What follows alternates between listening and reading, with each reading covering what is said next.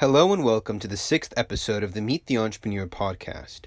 This is ARTEEN ZAHIRI, and I'm the co-host of this feature along with RUMEER KESHWANI. Today we'll be interviewing Ben Smith, a co-living entrepreneur and the founder of Goal House NYC, a place to learn, grow, and achieve. All right, so I guess to start off the interview, Ben, do you want to just tell our audience a little bit about yourself and your background, and then also talk about Goal House NYC? Awesome. Yeah. So thanks for having me on, guys. I really appreciate it, and always glad to connect with fellow Babson people. So, yeah, my name is Ben Smith. I grew up here in New York City, but I was adopted from China when I was a baby. And yeah, I went to Babson College, graduated in 2016, and after graduation, I had a couple different options, but I really wanted to focus on something that I was passionate about, as most people do, in a perfect world at least. And while at Babson and through my life, I really was passionate about getting to know other people, specifically learning about people's backgrounds, who or what experiences they had, what their values were that made them who they are today. And while at Babson, I was very fortunate to have had the experience of studying abroad in Madrid and really extensively traveled around Europe then, and post Madrid, I did some more extensive traveling, and I found it just to be such a profound experience, and me being able to meet and learn about other people from all different types of cultures, countries, backgrounds, as I mentioned before. And specifically while traveling, one thing really enabled me to do that successfully, to meet other people and learn about them in a way that I thought was really meaningful. And the enabler there was staying in different hostels. So while traveling all across Europe, Asia, a little bit of Latin America as well, I always opted to stay in a hostel. I remember the first hostel that I stayed in was in Rotterdam, which is a city near Amsterdam in the Netherlands. And right when I got there, I guess we as Americans, I'm not sure actually about either of your backgrounds, but No, I was born here. I'm an American. Okay, yeah. So yeah, both of us. Okay. Yeah. So we as Americans, I mean, we're told in the news that hostels are grungy, hostels are just cheap places to crash, and me being sort of cheap and economically conscious at the time, I wanted to stay in a hostel to save money, but I got to this hostel in Rotterdam and I thought it was amazing. Like, yes, I got an affordable place to stay. But then right when I walked through the door, the receptionist was the nicest person ever, talking to me about the city of Rotterdam, giving me all of these tour experiences. There were people hanging out in the main kitchen common area. And I made some really cool friends there, some of which I'm still in contact with, at least on Facebook today. And then after that first really great experience, I went on to stay in over 20 different hostels, over the course of just about a year and a half or so. One sort of interesting note is when I went to when I went on a trip to Berlin for just 4 nights, I stayed in 3 different hostels, and I stayed in 3 different hostels purely for the sake of meeting new people, and also sort of seeing, okay, well, what makes a hostel good, what makes a hostel bad, what can I take away from that experience of trying different hostels. So anyway, that's some background. And that led me to thinking, okay, well, I really liked traveling. I really specifically liked the vision of what a hostel created in terms of community. How can I put these 2 things together and apply this to the New York market? So at the same time, I graduated, I moved back to New York. I applied to a couple big firms, like big tech firms, like Facebook and Google. Had final round interviews, didn't go, didn't get them. And so I was looking for new opportunities, and WeWork had just launched WeLive, and it was all over the news at the time. And this new word or term, co-living, was starting to emerge. And it was emerging as this new trendy industry that lots of the big real estate players were talking about. So I looked at all of the different articles of WeLive, and there were a few other companies mentioned. Common was a big one that was in most of the articles. And then in every now and again, I would see this small company mentioned, and the company was called Founder House. And me being, an entrepreneurial person and having gone to Babson, that name and this entrepreneurial spirit really attracted me. So instead of applying to We Live and Common, just to be an employee, I focused all of my attention on getting into contact with the founder of Founder House. So I sent 10 emails cold to the info@founder.house email, and eventually got in contact with James. He's the original CEO and original founder, and he and another guy, Justin, had just launched Founder House about a year prior, and had lunch with James. Ultimately, that went really well, and ultimately came on as the first official employee, and was the head of growth there. And then after about a year, also, is this too long of a background?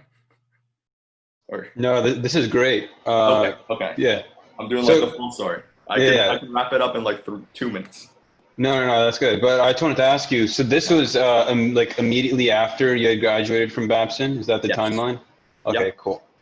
Yeah, so I'm still in New York. I just started working for Founder House maybe like 2 months after graduation.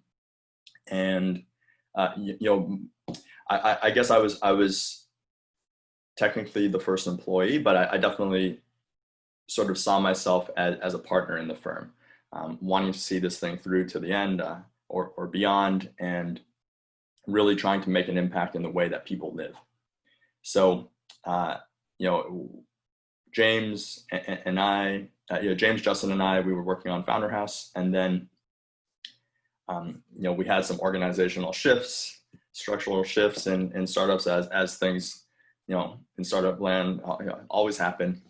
And about a year later, James and I had a lot of discussions about sort of the future of the company and how we were mainly focused on, how can we take this to the next level? As an entrepreneur, you're always thinking about, okay, well, we're here now, where are we going next? And what's our ultimate vision? And we knew what our ultimate vision was. We wanted to fundamentally change the way that people lived and connected with each other. And we thought that housing would be the best way to bring people together. And that was our ultimate vision. But of course, like, there's a million steps in between to get there. So, one thing that we sort of saw as a limiting factor was the Founder House brand being a very much an entrepreneurial focused brand was tough in terms of marketing, in terms of scaling, in terms of market size. So after talking to some of our advisors and other people and putting out feelers in the market, we ultimately decided, okay, we need to change the direction of the company. We need to rebrand, sort of change the corporate entity, the structure. And at that point in 2017, that's when I came on as a co-founder of the new company, Tribe CoLiving. We just call it Tribe. And and then I was with Tribe as the president of the company for most of the time, but I also served as CEO for just under a year as well. And then with Tribe, it was a really interesting experience. We've now served over 1,000 members, which is a cool benchmark. Actually, I think quite a bit more than that. And yeah, definitely was a great learning experience. And I think that we also provided a really valuable product in the market. That being said, operationally, I think co-living is just an intense, an immensely complicated operation in terms of making sure that people are comfortable, making sure that marketing and sales is going smoothly, making sure that maintenance and building upkeep is all taken care of. Like, all of those things put together takes up a lot of time, and ultimately, as one of the founders of the company, and James alike, we're very much vision focused people, and we wanted to fundamentally change the way that people thought about living and the way that people would connect with each other. We were not so much focused on changing the lights, at 2 a.m. or like making sure that people cleaned up after themselves in the kitchen or the bathroom or something like that. And I think that's where the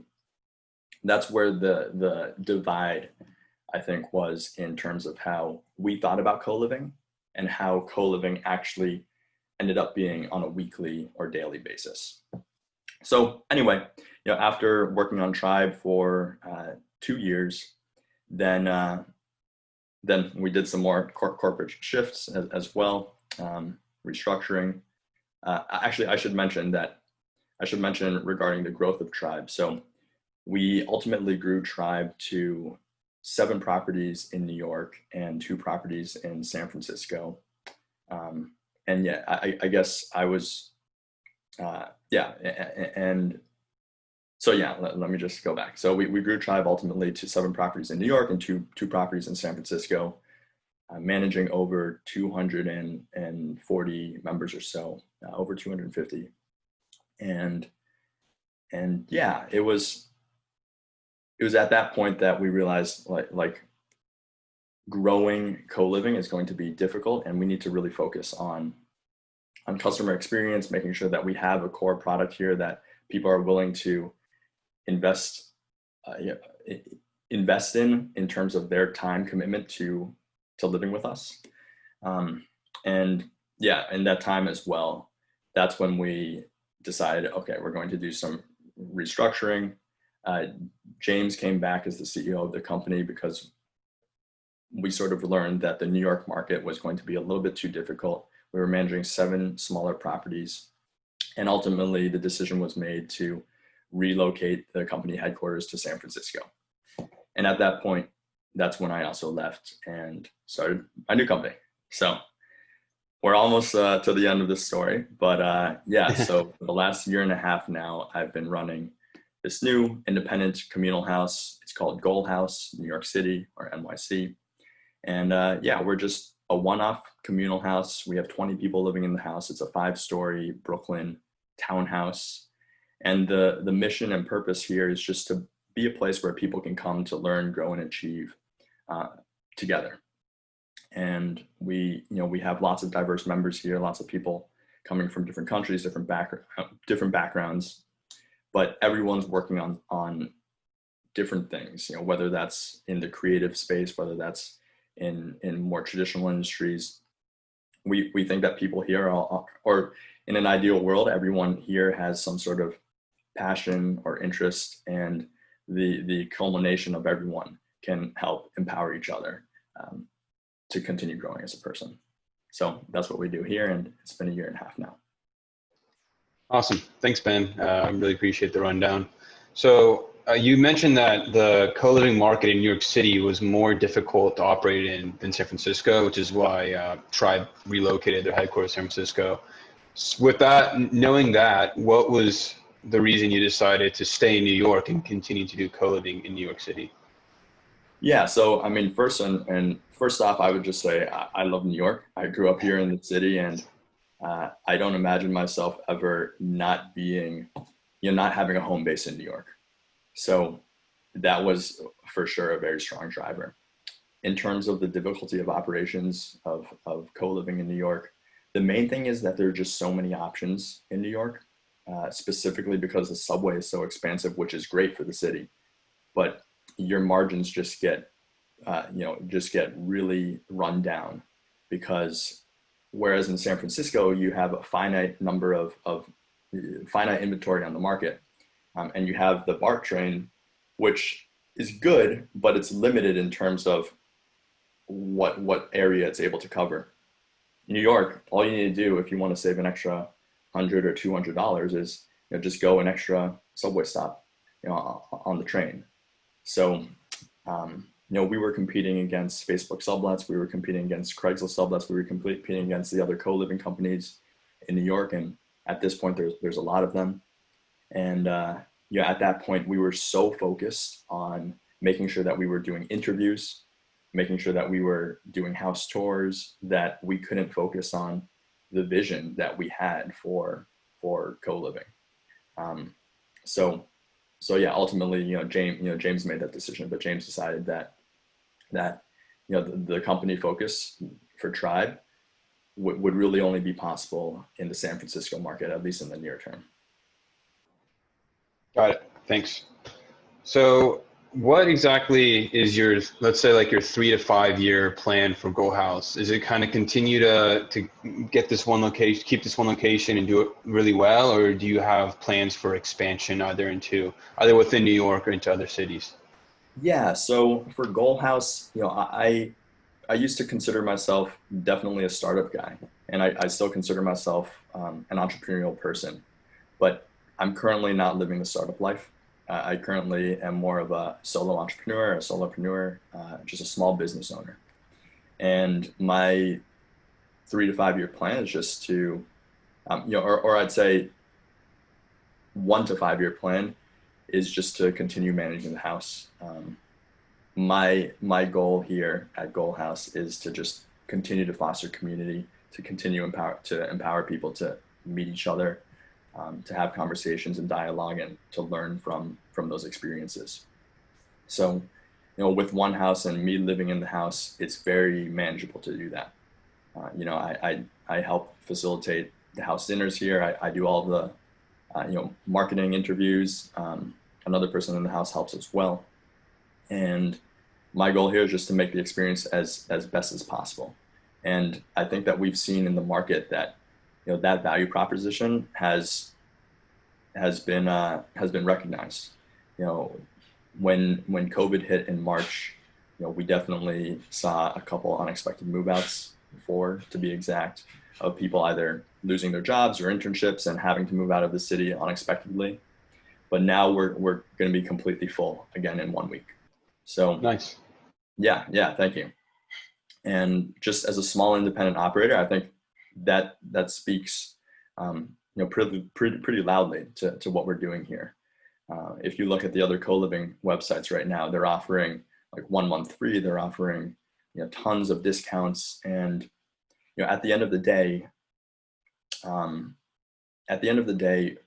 lots of these co-living companies are offering. They are offering a service. I think that service is more so focused on furnished living as opposed to community living. And furnished living, at the end of the day, in my opinion, as a former startup operator in the space, is that furnished living will be commodified at the end of the day. Anyone can buy West Elm furniture and put it into an apartment and rent out that apartment or that bedroom or whatever it is. There's no differentiator there, there's no differentiator there other than like the furniture style. So the only way to differentiate yourself, in my opinion, in the space, and it's also the most difficult way, is through community. And the problem that lies with in there is that to market community effectively and to put a price tag in community is complicated, and it's not understood quite yet. Got it. Thank you. It's interesting. So one of the things I wanted to ask you about that caught my interest when you were describing your background, you said like right out of Babson, you reached out to Founder House a bunch of times, cold emailed, and then eventually they onboarded you, and you started off as head of growth.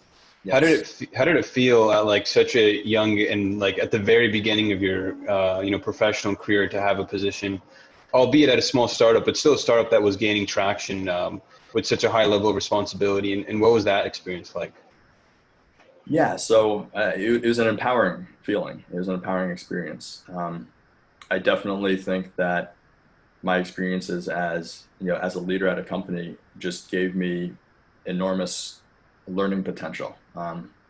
Over the 3.5 years or so, being a leader at a small startup is, not to say that you don't learn at a larger company like a Google, like a Facebook, like a Yelp, like any type of these companies.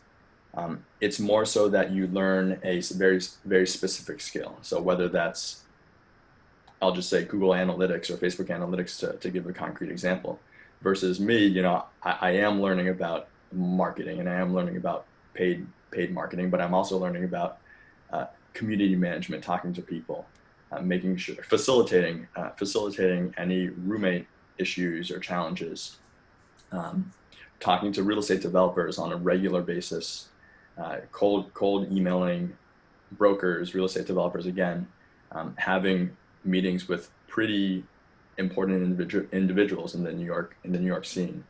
So, I mean, I think that there's certainly a balance between spreading yourself too thin across so many different channels and things that you can do. But then there's also a point where, like, if you do go into a more traditional route into a larger firm, you sort of miss the chance to learn what you truly are passionate about doing. And maybe you hit it on the nail the first time, and you get lucky, and what you do, your first job out of college, is meant for you, but maybe it's not. And I was fortunate to have had the experience to try everything out with one position, so that was nice. Yeah, absolutely. I'm sure it was, definitely. Now, this next question might not be as relevant now because you mentioned that you guys are about to be full, but to those who are thinking about, or those who are either thinking about moving to New York or are going to be moving to New York shortly, what kind of candidate makes a good housemate at Goal House, and what's the process like? Yeah, great question. So our website and marketing ourselves as a communal house does a good job in filtering people.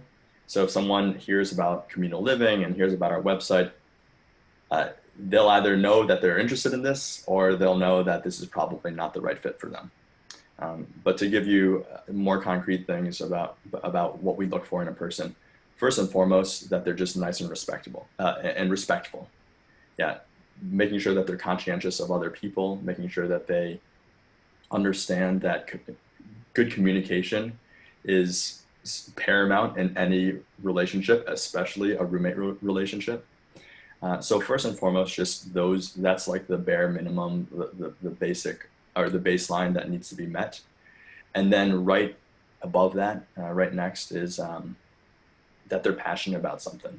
We want people that they don't have to have everything figured out by any means, but we want people that have aspirations, that are doing things that they enjoy doing. If they're not doing something that they are too fond of, that's totally fine if they recognize that. And we are here, the 19 other roommates are here to support them in that. We have a woman here living in the house right now, and she's changing jobs soon to something that she's really excited about, but it is a less stable opportunity. But for her to have us as roommates saying, like, well, this is really cool that you're taking this, and we admire your courage in taking this opportunity, I think that makes it easier for her to feel comfortable and confident in what she's doing. And also, if it doesn't go well, to know that we're here to support her if there is any there are any uncertainties in the future. So Yeah, it's wonderful. Great to hear. Last question before we'll let you go. Goal House is located in Brooklyn. How would you describe the neighborhood and the atmosphere pre-COVID, and how is it right now? And what stage is it right now as the pandemic kind of got really bad in New York, but I'm hearing it's getting better? yeah, so New York is an interesting place where I think New Yorkers get a bad rap for just being like really tough and sort of unfriendly. But at the same time, I think that there's a baseline level of respect that people all adhered to in New York. And I think that we see that in Brooklyn, especially because Brooklyn is just so diverse in terms of culture, race, socioeconomic background. Just each neighborhood is completely different as well. So, I mean, we definitely saw the streets completely empty, completely barren in early, or I guess in March and April, and I guess most of June as well.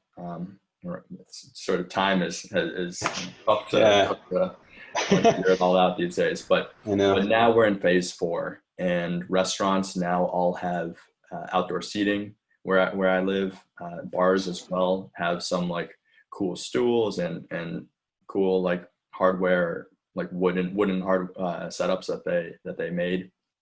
And yeah, I think that it's gonna. I think that like the community here is opening up, and it feels good. It feels good, but I guess we'll sort of have to wait and see the consequence of that. Like everyone seems like they're in good spirits though, for the most part. That's great. Great to hear that. RUMEER, any last questions on your end? Hey, you touched a little bit on like what makes a good housemate. I'm curious to know what else do you value in the community, that you're kind of building with Goal House? Yeah, great question. So this is something I think about, on a daily basis. But making sure that there's a good balance, I think, is something that is easier said than done. And just because it's a nuanced thing. But having a good mix of men and women in the house, having a good mix of people coming from different backgrounds, ethnic backgrounds, cultural backgrounds as well.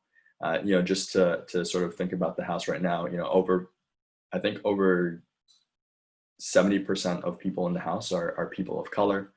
I think 40% of the house is people from outside of the US. And the industries are, wide reaching. We have an urban planner, we have a medical MRI researcher at NYU. We have a game developer. We have a couple people, that work in tech as computer engineer or software engineers, I'd say. And, that's sort of just the tip of the iceberg. So that in conjunction with putting together a structure that facilitates conversations between people is really important. It doesn't just start with the interview process. I mean, it starts with the interview process, but that's just the start. And then after the interview process and after they move in, we want to make sure that they're given a comfortable place to live first and foremost, but then also a place that is going to be a great catalyst in them meeting new people and progressing in their lives. So that's things like doing fun dinners where we talk about different topics. We have GH Talks, which is our version of a 10-minute style TED Talk, where people will talk about something that they're passionate about or something that they're learning about. And there's not an expectation to be an expert in these things, but it's a great way to practice public speaking. It's a great way to just share with other housemates. So providing this balance of great roommates, interesting roommates, and then also just a little bit of structure to help people get out of their rooms and to feel comfortable, and make it sort of seem like, we are part of this greater house family. Sounds like a wonderful place to live, if I say so. Yeah, well, you're welcome to come move in. next time you're thinking about moving to New York or moving in New York. Yeah, definitely will be on my radar if I ever go to the other side of the US. Yep. Nice. All right. Thanks a lot, Ben. Really appreciate it again. It's so interesting to talk to you and hear about your experiences and the really unique and interesting community you've built at Goal House. So definitely looking forward to following you guys and seeing seeing how you guys progress. Awesome. Well, yeah, really appreciate you guys reaching out, and always happy to help if anything else comes up in the future. All right. Perfect. Have a good one. All right. See you, ARTEEN. Take it easy, Ben. Have a good one.